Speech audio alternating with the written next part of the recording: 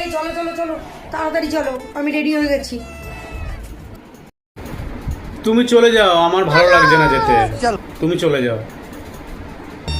তোমাকে যখনই আমার বাপের বাড়ি যাওয়ার কথা বলি তোমার তখনই ভালো লাগে না, অন্য কোনো জায়গার যখন যাওয়ার কথা বলি তখন তো বেশ তুমি তাড়াতাড়ি চলে যাও, এখানের বেলায় না। দাঁড়াও, তোমাকে একটা কথা শোনা যাও। তোমাকে একটা কথা বলি, ঠিক আছে? তুমি কারো বাড়িতে, তোমাকে কেউ নিমন্ত্রণ করলো, তুমি নিমন্ত্রণ বাড়িতে গেলে, তুমি যখন বাড়ি ফিরবে তখন তোমাকে ওরা একটা টিফিন বক্স দিল, ওখানে বললো এক বাটি বিরিয়ানি আছে, বাড়ি গিয়ে খুলবে।